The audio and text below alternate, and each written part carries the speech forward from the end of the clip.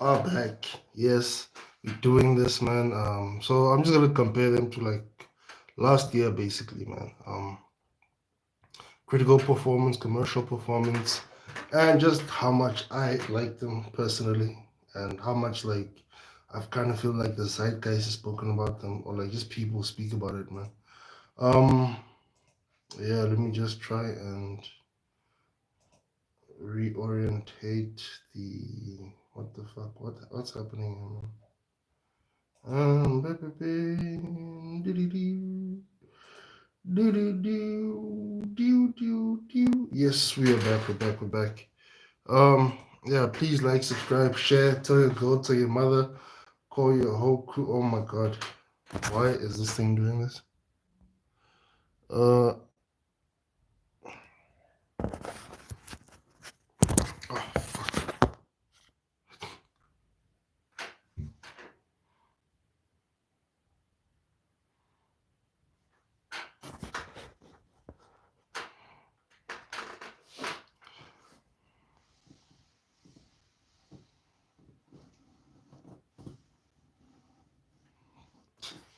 Trying to get the camera orientation right, man. I have to buy a stand, man. Fuck. Yeah, I should have noticed that thing, man. Uh, yeah, it's been a while, people. It's been a long time.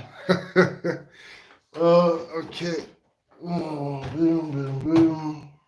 Oh, you're fine. Are we good? Are we good to go? As I said, it's been a long time. You can see clearly my workstation is a mess, man. But yeah. Yeah, man. Let me just do a control test. Please bear with me. Okay. No, I think we're good. I think we're good, man. Uh, okay. So basically, we're gonna be talking about 2025 horror films, and because I saw a horror film the other day. What's this called? I saw Dangerous Animals, man. I was like, oh, fuck, I have to do a review for this one, and I never did. Like, I've been lazy, man. This is not. It doesn't bode well for me that I've been so lazy these days. And yeah, man. My God. Okay. So, Dangerous Animals is a very unique film, very good. I liked it a lot, man. Shit, like I kind of think that has been the trend for like 2025 horror films, man. They've been very unique. They've been very good. You know, this thing they've set a new standard, man. And or let's say they've tried to hit new standards. They've done very fresh things, man. They bring life back into the game. And like if you know me, I like horror. I love horror. I love science fiction. Like those, like put a science fiction movie and or a horror film in front of me, you got me, man. That's yeah. If a bad guy wanted to catch me, try to trap me, that is how they would do it. Yeah. So let's get into it, man. Films that came out this year, films like The Monkey, which was highly anticipated. It kind of disappointed me, but like, why why is it doing this? Okay, yeah, man. I was kind of disappointed by it, like, but it really had its moments. It overall, it was. I kind of feel like a bit disjointed, but at the end, it was very much a banger, man. Like for a lot of people liked it, man. Oscar Perkins obviously made the 2024 film Long Legs, man, which was that was yo that was a very you had to have a lot of patience for that film, but I feel like your patience really gets rewarded. So that was a very good exercise. It was a very good film, man. And yeah, I said the monkey bit disjointed, but absolutely excellent, man. I think 25 really outdid themselves. And then Companion, yo, like I've seen a lot of films try to do the whole Terminator thing where they go on about robots, and none of them really nail it. I can't remember. I think did Simu Liu not have a film that came out last year? Let me just check it out, man. Simu Liu, I think he made a film last year, man. Some robot ish. Uh, let me just see, man. No. Oh yeah, it was a 2023 film. Like a lot of films, they don't nail the whole reason why we fear robots, man. Because obviously, it's like something that can be very smart, very adaptive, something that can basically it knows how to take your life. It's like a robot in humanoid form is the most dangerous thing because they basically don't have any limits to what they can do physically. They only like a well-made humanoid robot could kill you in a not a second. Even a badly made one could easily kill you in a second, man. Like these small robots that they plan to make, like these sweeper things, robots. Even those could literally kill you in a second. So I think the robot fear, like fear of robot films, like Terminator did it best, and then a lot of films tried. Even Terminator tried to do something fresh because they kind of ran out of ideas. But Companion was absolutely excellent, man. Usually I'd like put a thing, but I'm not doing that today. So yeah. I'd put like I'd make like a stream where you could put the picture with the thing. But yeah, that's not happening today. But yeah, man, and a film that I'm not gonna compare it to, but like I'm just saying, the yeah, uh, Companion was a good one. Final Destination, it's doing crazy numbers, man. It's doing crazy numbers, crazy good. It divided a lot of people though, but for me, it was a really good film. I really enjoyed it. It does divide opinion. Critical reception is 92%, the best reviewed and the highest grossing film of the franchise. And to think that the directors were making like these terrible Disney movies, um, yeah, they and like low budget horror films to make Final Destination. It's an amazing leap, man. And yeah, obviously they're gonna make sequels. That just like the critical reception and the box office gross. It just says a new one is coming out. And yeah, what else, man? Hot Eyes. Hot Eyes was so good, man. I enjoyed the hell out of Hot Eyes. So I think, damn, don't think I'm gonna make a list just yet. Uh, but I think you know if you like really wanna have a good time or you just wanna have a movie marathon, okay, maybe not the monkey, but Companion, Final Destination, Hot Eyes, and the next one that I'm going to be talking about. But let me just like okay, just those three. Those three films consecutively will absolutely make your day, man. Very good films, very heartfelt films. Um, very funny in terms of horror films. Like a lot of horror films are very self-serious these days. I don't, I don't not like it, but it has to be relate to it. It has to be good, man. So yeah, Hot Eyes. I hope there's a sequel because it seemed to have it got good reviews, but it didn't make any. It didn't make a lot of money compared to compared to its budget. And I don't think there's gonna be a sequel coming out. But it was a very good film, and I really enjoyed it. A very romantic film. I think it came out on Valentine's, and yeah, it was very sweet, man. Let's check out the next one, man. And the the best horror film of the year, hands down. I don't care what comes next. This film, it's an all-time classic. It like just for the fact that it released this year and is already an all-time classic is a testament to how good this film was. It still has a 97% score on Rotten Tomatoes. and not a lot of people even like Rotten Tomatoes anymore, man. So they don't really pay attention to it. But the fact that this film still has a 97% after how many months?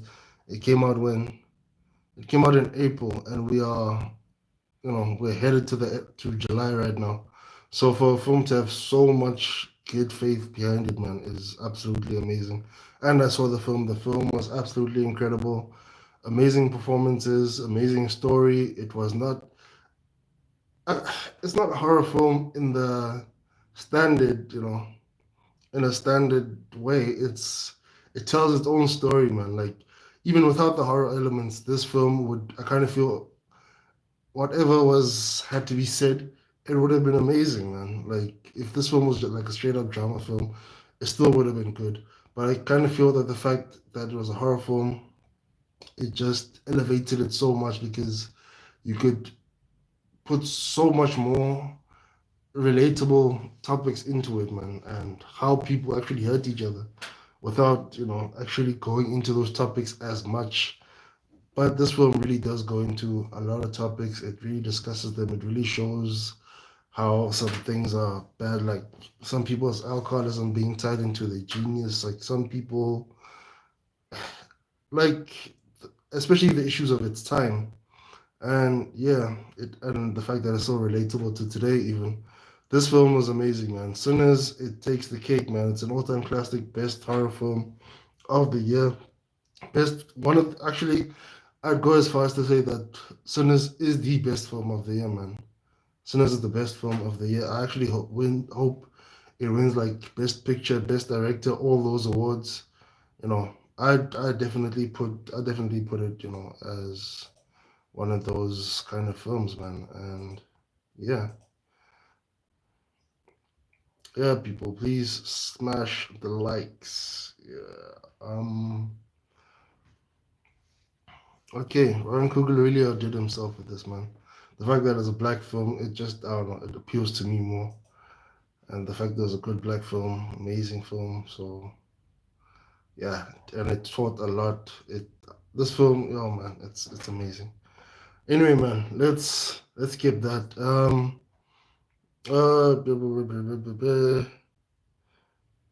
The okay, I didn't watch this film, The Woman in the Yard, but a lot of people liked it, man. A lot of people liked it, and I really like the director's films. And I don't know, this film, I told myself I'd watch it this year, and I will watch it this year, especially because I watched the other one because I thought that one was this one with the sand movie. But yeah, Death of a Unicorn. It had so much potential. It turned out to be terrible for me, man. I really didn't like Death of a Unicorn. I really liked the concept. I thought it was very unique. Who would have thought of something like that? Compared to Companion in terms of its originality. Because who would have even thought of like a unicorn horror film? And like as soon as I saw the trailer, I was like hooked. I was like, I don't care who stars in it, Paul Rudd, okay, whoever, man. Like, just make a good film. I kind of feel like if they just made a good film, a lot wouldn't have mattered with this film. And yeah, that's just how I feel about this film. I kind of feel it was a terrible film. Obviously, it won't get any sequels because it didn't even like it broke even on its production budget. It probably didn't even gross any thing back. Uh, Another very disappointing film of this year is Wolfman. Oh my God, man! Oh, this movie. Wolfman tried to do like if you've seen this guy's previous film, The Invisible Man. The Invisible Man was excellent. Wolfman tried to do what the Invisible Man did. Invisible Man changed the law of how his invisibility even worked.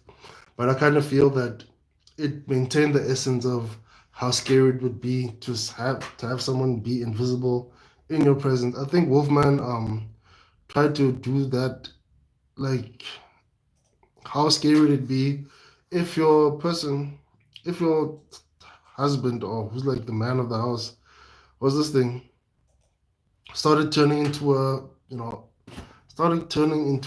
werewolf, man, in front of your eyes, and you obviously you're catching on late, but you could see something very terrible is going wrong. So yeah, man. Technically, a lot of points technically of this film of Wolfman, very good. Obviously, Lee Wanell, he's worked with James Wan. He's done many horror films.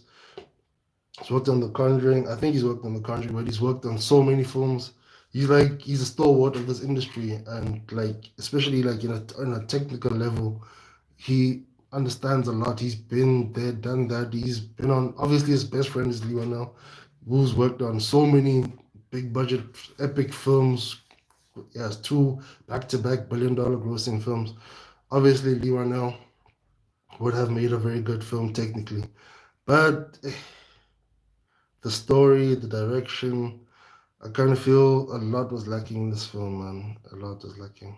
It could have been much better. Had good moments, not gonna lie, but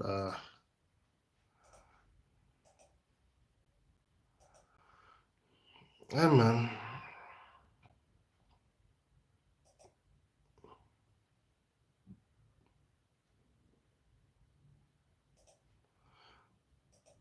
Okay, where were we?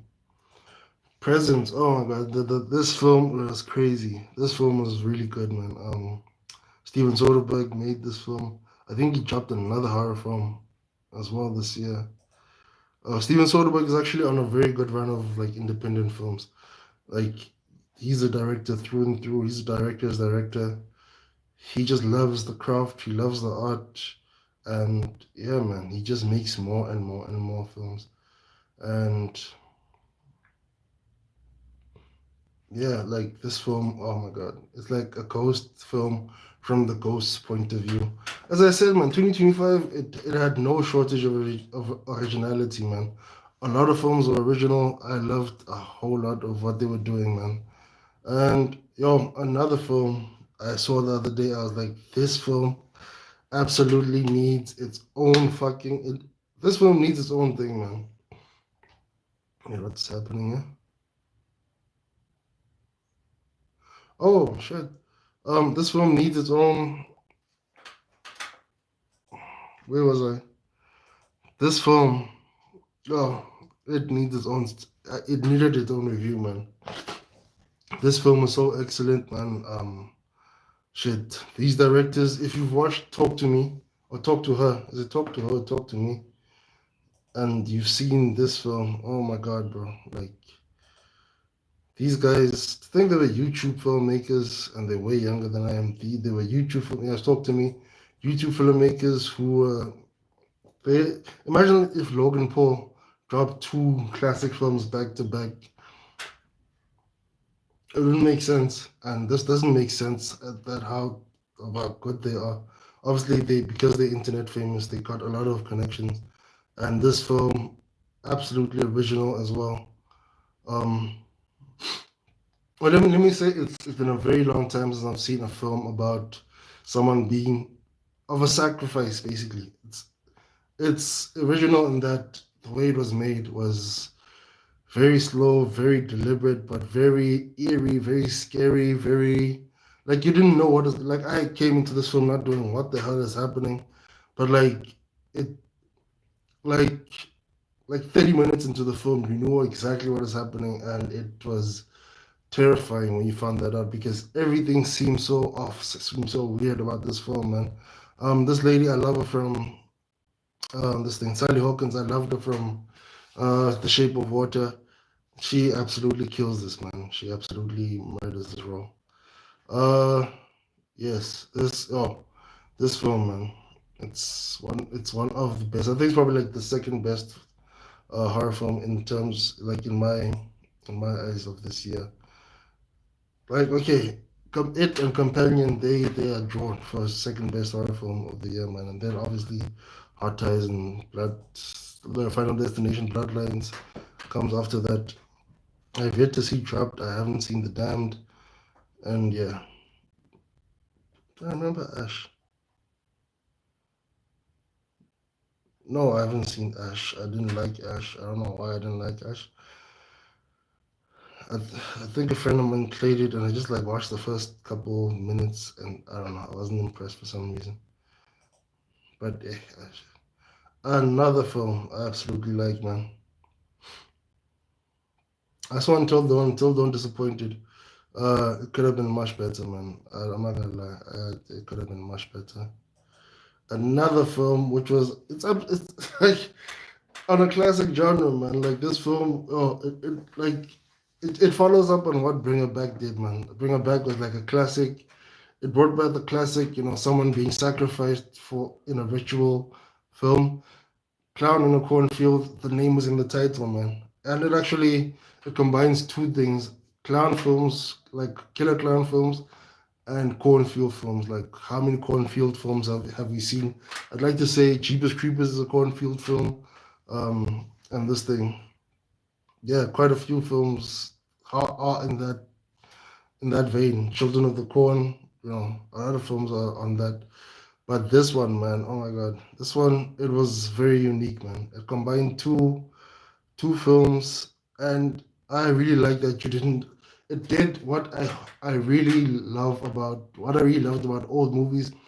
It didn't show you who the bad guy was. Like you didn't know who the bad guy was till the end of the movie, man. Like that was so fucking brilliant. You didn't know what you're dealing with. You didn't know what was gonna happen. You didn't know who you could trust. It reminded me of Scream in that way, man. Like you didn't know who it was the suspense and there's a lot of comedy in this film. Some of it didn't land, but forget the comedy. This film was just too excellent in its creativity, the killing, how it sets up everything, in its mood. This film, it was very good, man. Shit. Clown in the Cornfield, an absolute classic. I hope it gets a sequel. Probably won't, but hey, one can dream, man. It's made for $1 million as well. It's, dude, dude. Uh, yeah. Obviously a film that, uh, I wish I finished. I watched this on streaming. No, no, no. When did Nosferatu come out?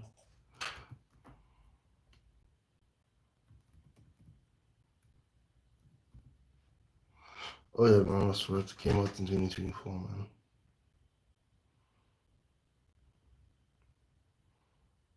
But I only saw it this year, so uh, I don't know. I don't know why.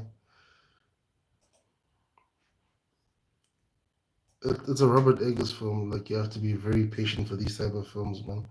But I guess if you're patient enough, it would have paid off well. Films that disappoint. Okay, films that disappointed. As I said, uh,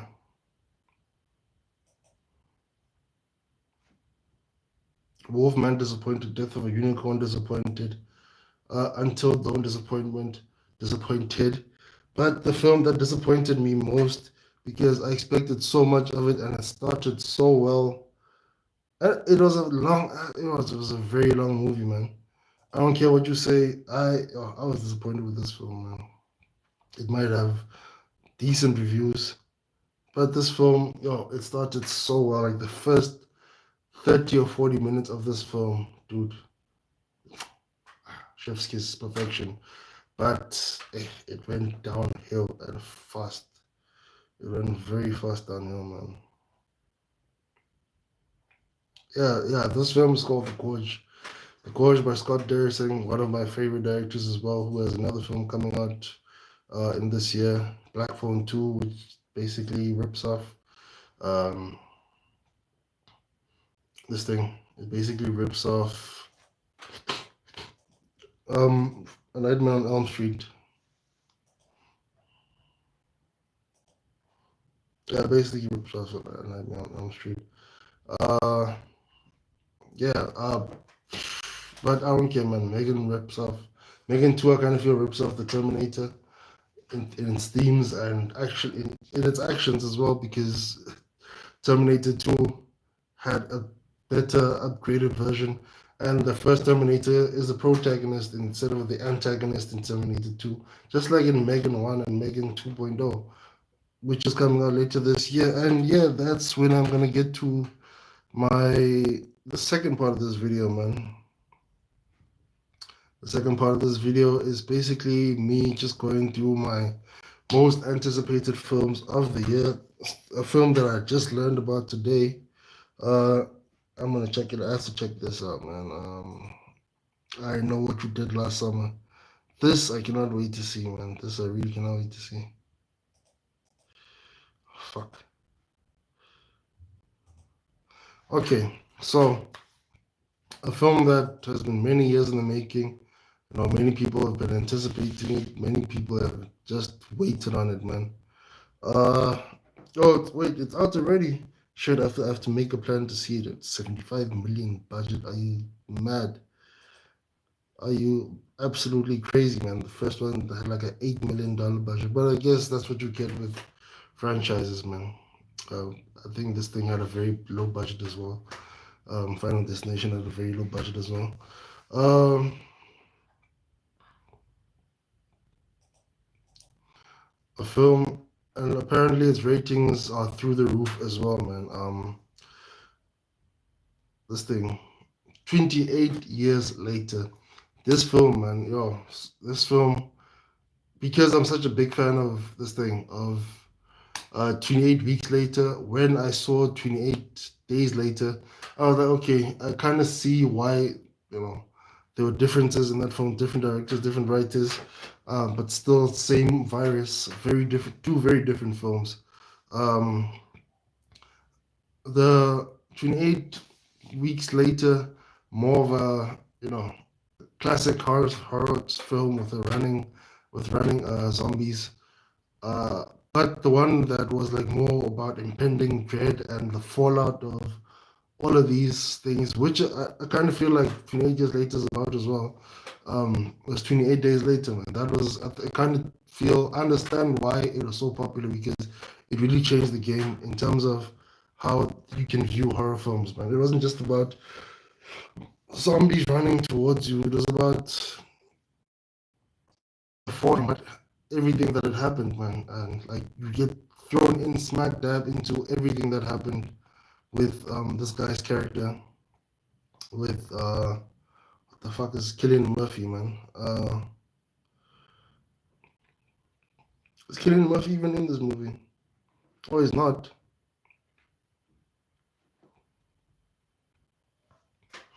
Okay, 28 years later, man. It's coming out. It's already out. I think it came out today. Oh shit. It's got a 95% rating on Rotten Tomatoes, and yeah, highly anticipated film, man. 91 critics saw this film, so it's for a 91% rating for 91 critics is very good, man. I don't care what you say. That's very good, and its opening weekend should be blockbuster, bro. Highly anticipate. I can't wait to watch this movie, man. The Conjuring is up. If this Conjuring film is anything like the first Conjuring film or the second one, I'm absolutely up for it, man. Who directed this film? Probably Mike. Was this Michael Chavez? Um, definitely. Yeah, you see, I got it right. Michael Chavez. Michael Chavez directed this. I'm sorry, people. Just have to hydrate. I just came from the gym. You know. Yeah, gotta work out. Gotta do that, man. Gotta stay healthy. Stay good looking. Take your baby mama and your baby mama's. Take your baby mama and your baby mama's mama. You know what I'm saying? So yeah, stop playing with me. Yes, very highly anticipated. So 28 years later, highly anticipated. One of the film that I actually anticipate the most because of recency bias is Megan 2. Megan was I really liked the concept because I'm a huge Terminator fan, man. I think I've seen all of the Terminator movies. I haven't seen um the Sarah Connor Chronicles, the Terminator series. I haven't seen that. Shit, I think I've yet to see that. But maybe one day I watch it, man. Uh, oh fuck you! Why is it doing that?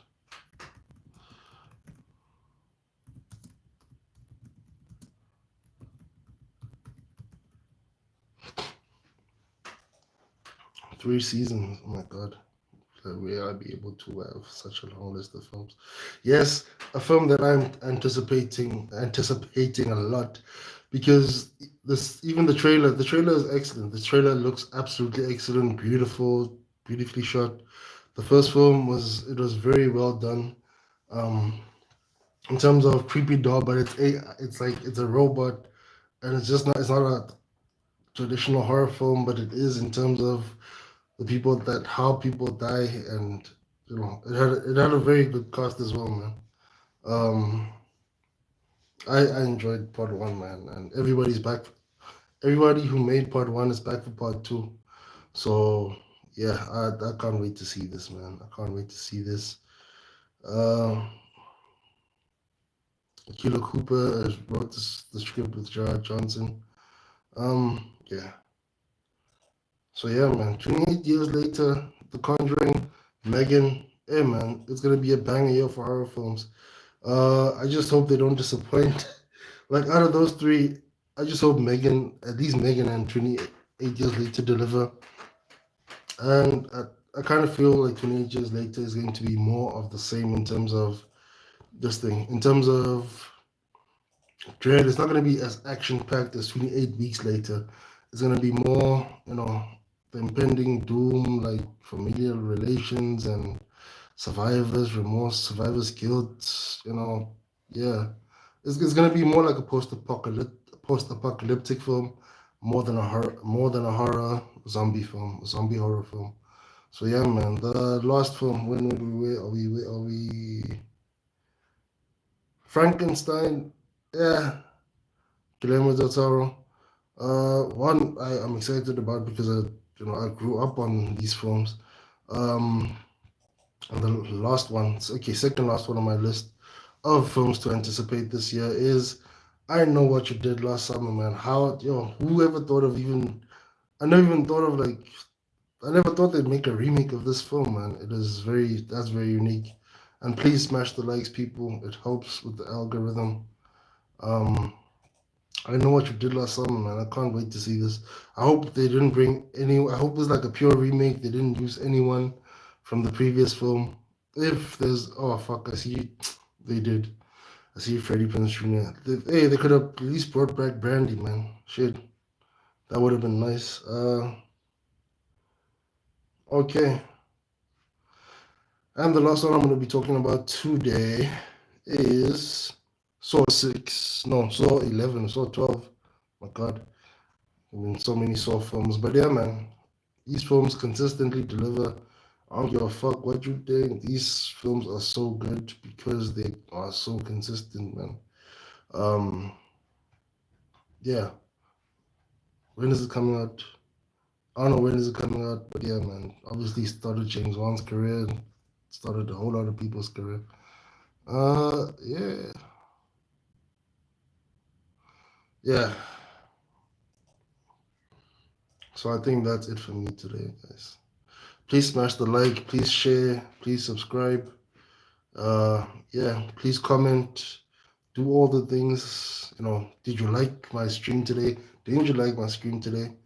Say something, do something. And yes, I'm back. It's taking too long, but yeah, I'm here. Anyway, people, thank you for watching, man. I really appreciate it. Yeah, check you out. Peace.